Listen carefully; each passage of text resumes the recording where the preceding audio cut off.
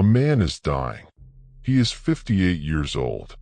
His body is ravaged by plague. His bones ache from 20 years of sleeping on frozen ground. The empire he spent his entire adult life holding together is fracturing at every border. And instead of calling for doctors or generals or priests, he asks for a candle, a pen, a page, because Marcus Aurelius has something to say to himself, something he should have said decades ago. That journal was never meant to be published. It was titled to himself, Private Notes from a Dying Emperor to His Own Mind. Reminders, corrections, confessions that the most disciplined man in the ancient world still struggled with the same things you and I struggle with today. And buried in those pages are lessons. 12 of them. Lessons that Marcus Aurelius learned too late. Lessons that he wished someone had hammered into him decades earlier. Before the wars, before the losses, before the price was already paid. Today I'm going to walk you through all 12, not because they're interesting historically, but because every single one of them applies to your life right now. And the tragedy of Marcus Aurelius isn't that he learned these lessons too late. The tragedy would be if you heard them today and still waited. If you want more content that cuts this deep, subscribe. It's free. And don't skip any of the 12, because the lesson that hits hardest is usually the one you didn't expect. Let's begin. Lesson 1. The people you ignore today will be the ones you miss tomorrow. Marcus Aurelius was away from his family for years at a time. Campaigns on the Danube frontier, battles in Germania, the daily grind of holding an empire together while it cracked along every border. And during those years his children grew up without him. His wife Faustina managed a household and an identity crisis alone. Letters were exchanged, but presence was absent.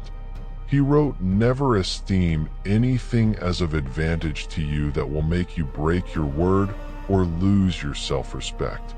And yet he lost something no amount of self-respect could replace. Time. Years on the Danube frontier. Years in Germania. Years where his children grew taller and his wife grew lonelier and the dinner table got used to his empty chair. He buried 8 of his 13 children. 8. Some before they could speak his name. Some after years of watching them become people he barely knew. And no triumph over a barbarian army could fill the space left by a morning he wasn't there to see a first step, a first word, a last breath.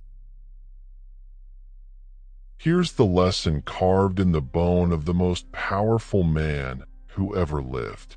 The people in your life right now will not always be there. Stop treating their presence like furniture, like something permanent that will wait until you're ready to pay attention.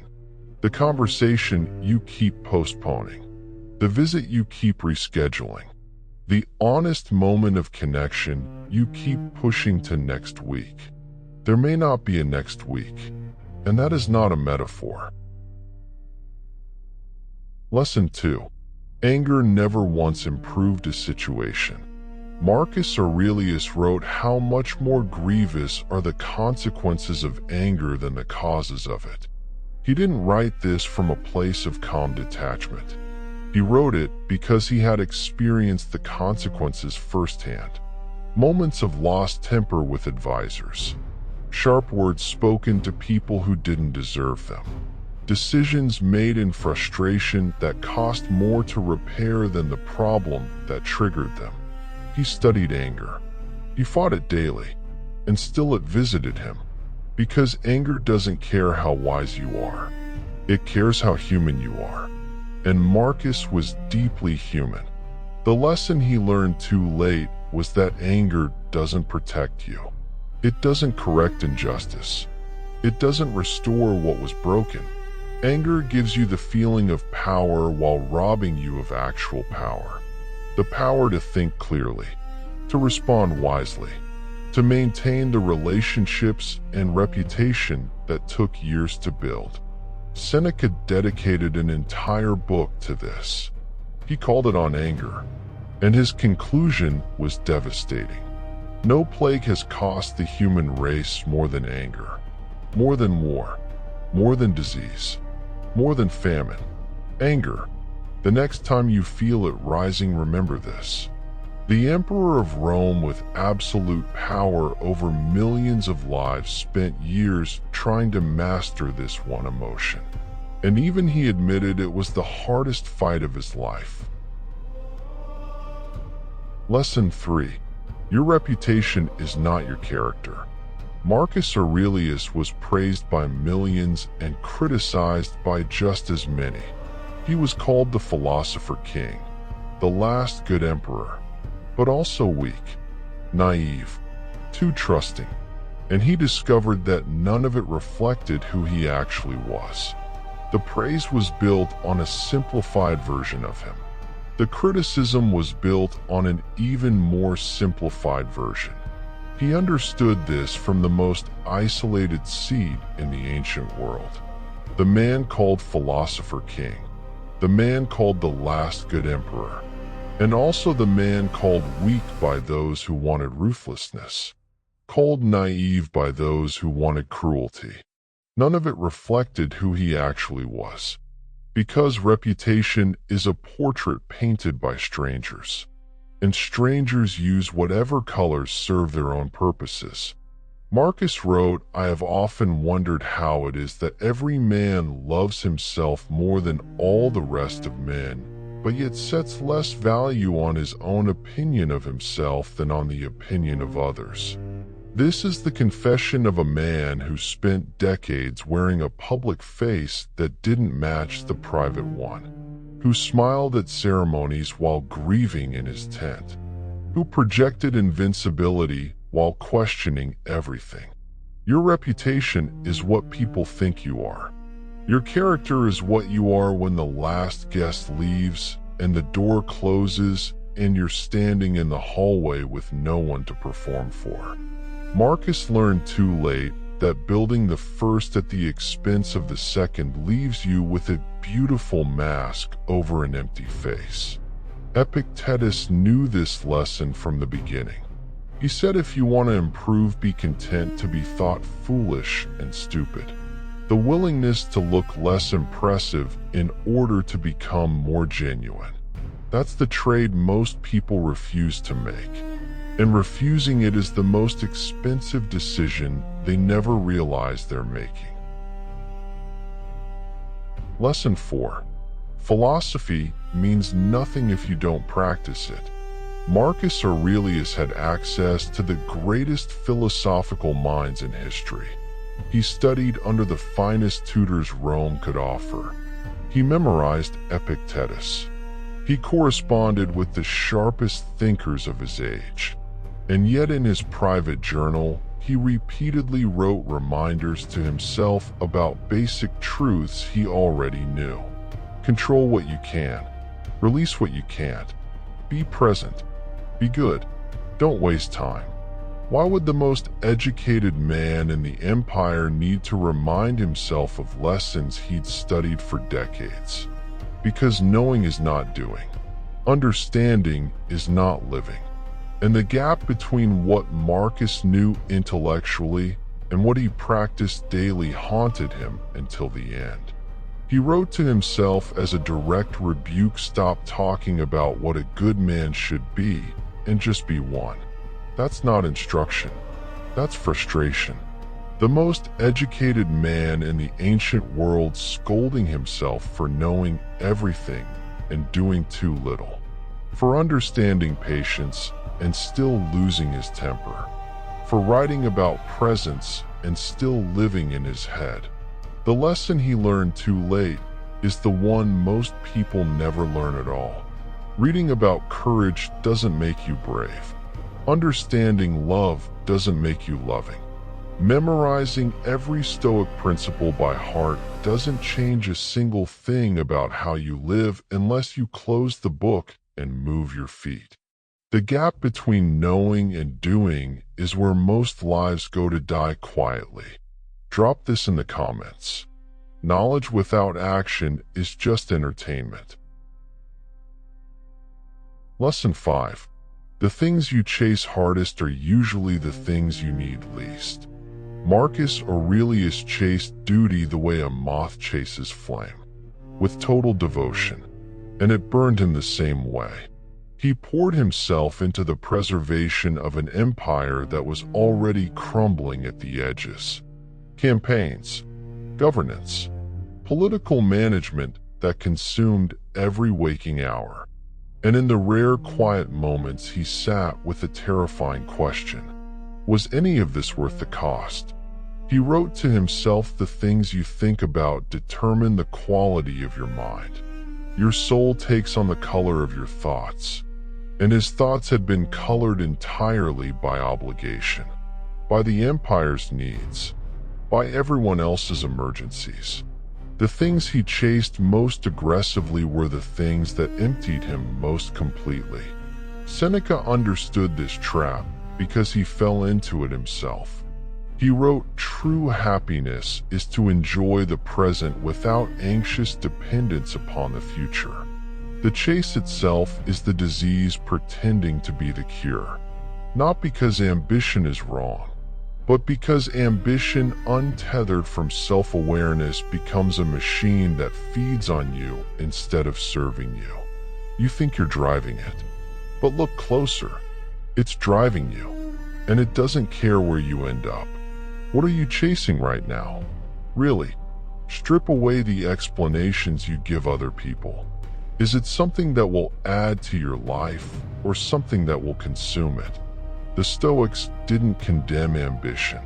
They condemned the sleepwalking version of it, the kind that never stops to ask whether the destination is worth the road, or whether the road is even yours. Lesson 6. Solitude is not something to fear. It's something to cultivate. Marcus Aurelius was never alone. Think about that. Not for a single hour.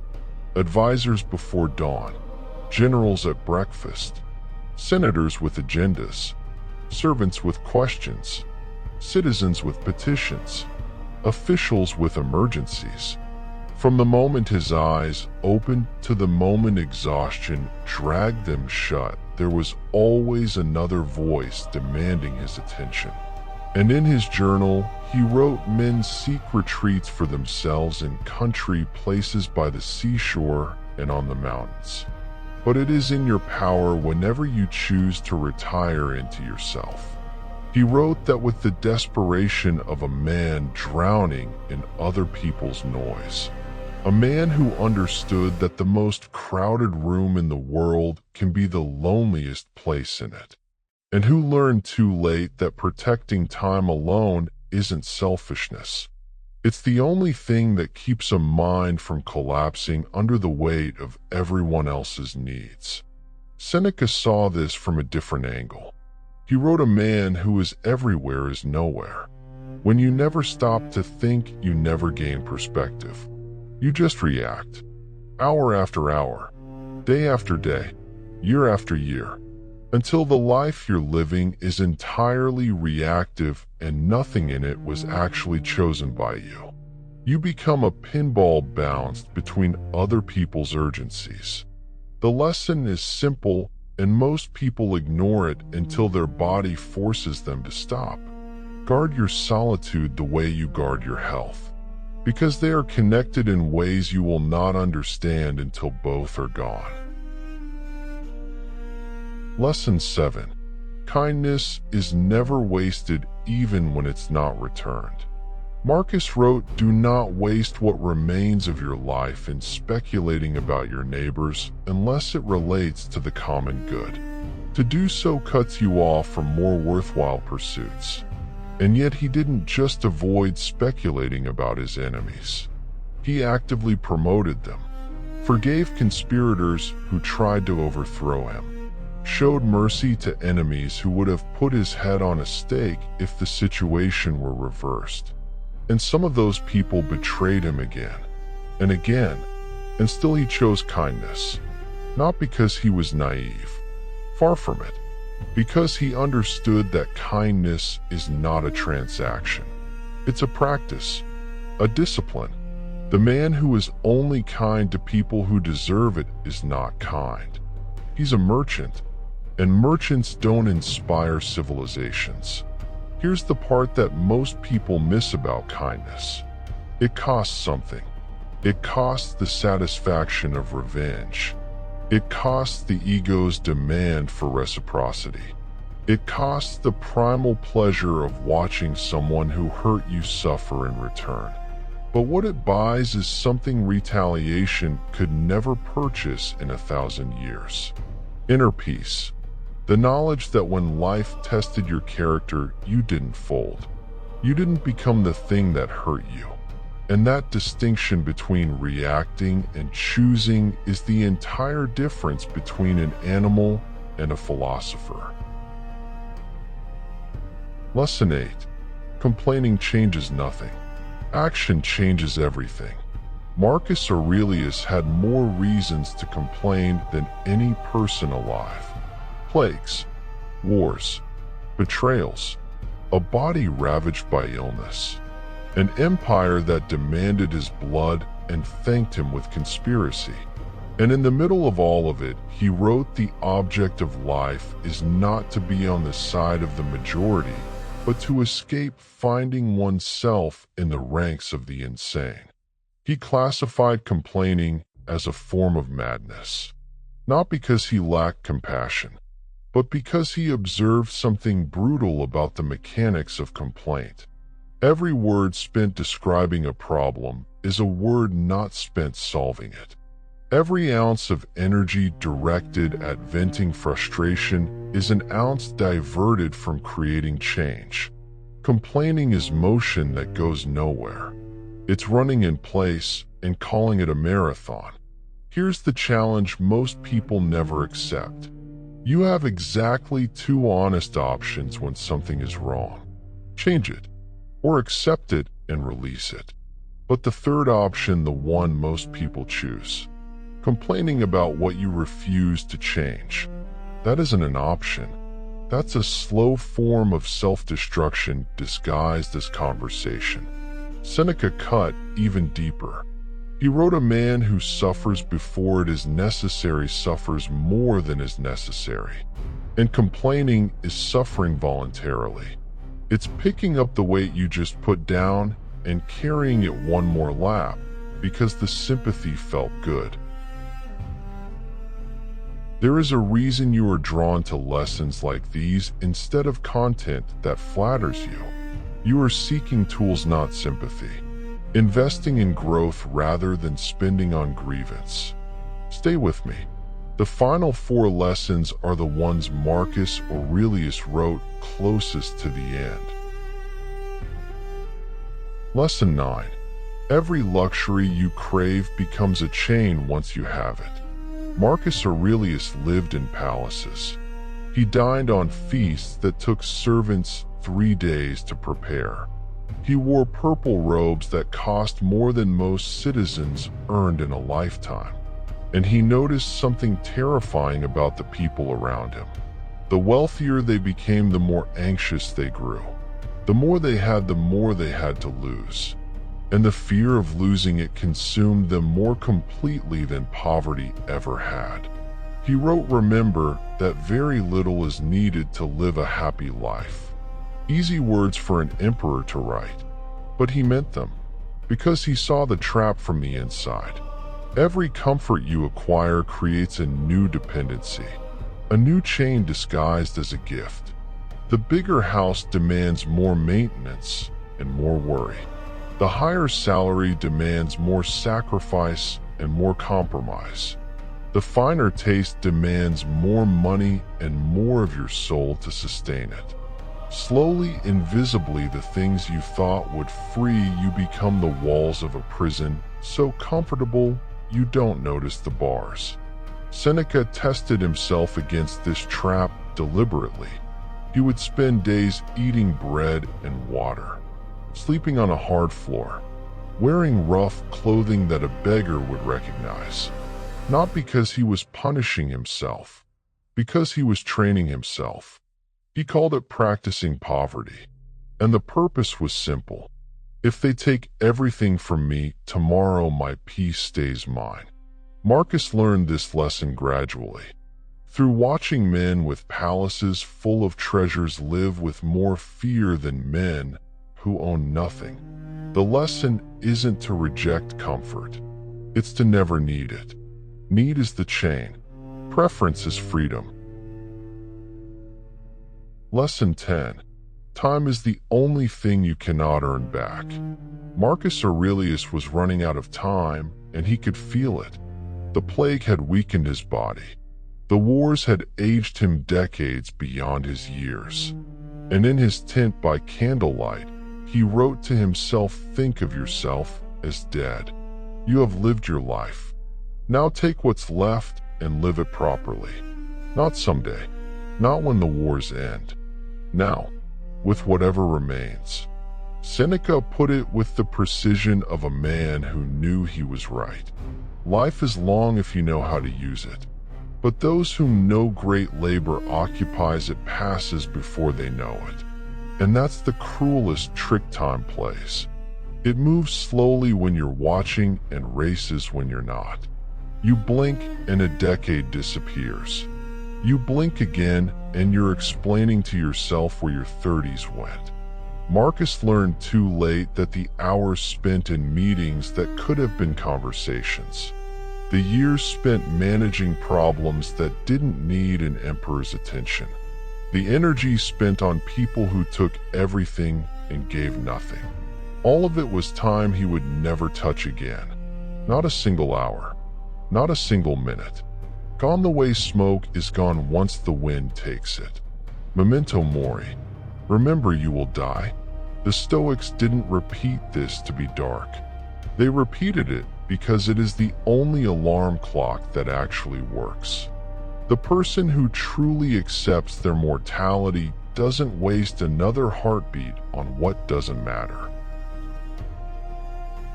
Lesson 11. You cannot control your legacy. Marcus Aurelius built roads that crossed continents, reformed laws that shaped civilizations, defended borders that protected millions, endured decades of service to an empire that thanked him with betrayal and plague. And he wrote how many after being celebrated by fame have been given up to oblivion, and how many who celebrated them have long since gone. He knew, even while building, that none of it would last. And he was right. His son Commodus undid much of what Marcus built within years of his death. The empire he sacrificed his health and happiness and family for eventually fell. The legacy he might have hoped for crumbled into rubble that tourists now photograph. And what survived was not the roads, not the laws, not the borders. It was a private journal he never meant anyone to read. A journal written for an audience of one. Himself. The lesson cuts like glass. You cannot control what remains after you leave. You cannot control how you'll be remembered, or whether you'll be remembered at all. The only thing in your hands is how you live right now. This moment, this breath, this choice. And if you live it with integrity, the legacy takes care of itself. Not in the way you planned, but in the way it was always meant to. Lesson 12. The present moment is the only moment you will ever have. This is the lesson Marcus Aurelius returned to more than any other. In page after page of his meditations, he reminded himself to be here, now, not in yesterday's regret, not in tomorrow's anxiety. Here, he wrote, never let the future disturb you. You will meet it if you have to with the same weapons of reason which today arm you against the present. He wrote, confine yourself to the present. He wrote, the present is the only thing of which a man can be deprived, for it is the only thing he has. And the reason he wrote it so many times, dozens of times, in page after page after page, is because he kept forgetting. The wisest man in the ancient world could not stay present without constant reminding. That should humble every one of us. If Marcus Aurelius struggled with this daily, what makes you think you'll master it by reading about it once? The mind wanders. That's what minds do. They drift backward to what was, forward to what might be. They leave the only place where life actually happens and travel to addresses where nothing can be done. The past is a museum. The future is a mirage. And the present is the only room with a working door. This was the lesson Marcus learned too late. Not because he didn't understand it. He understood it better than anyone alive. But because he didn't practice it enough. He gave the present to duty, to worry, to the endless demands of an empire that consumed his hours the way fire consumes paper.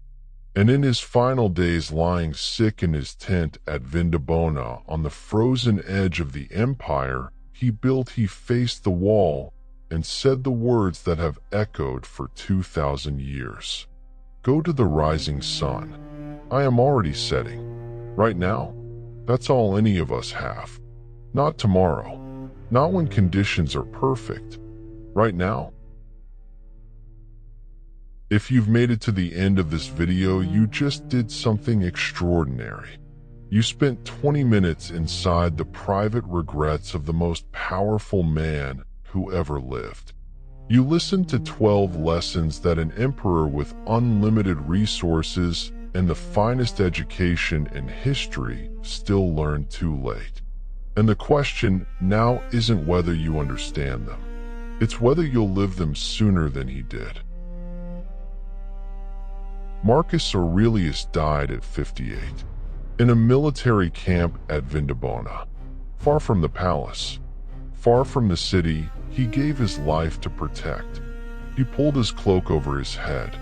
He faced the wall, and the tent fell quiet in a way it had never been quiet while he was alive.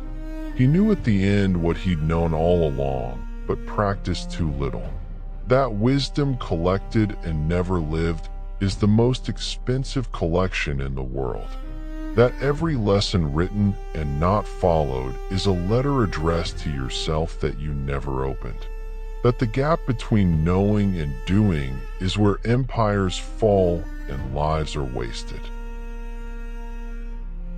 2,000 years later, his words still arrive exactly when they're needed. They arrived for a dying empire. They arrived for the Renaissance. They arrived for philosophers and soldiers and ordinary people who had no idea they needed a dead emperor's private journal to find their way. And today they arrive for you, not by accident. If this video reached something deep inside you, share it with someone who needs to hear it before their own lessons come too late. Like it, subscribe if you haven't already, and watch the video appearing on screen to keep this journey going. Thank you for being part of Stoic Citadel. Learn the lessons, live the lessons, and do not wait. The sun is always setting somewhere. Make sure yours still has light left in it.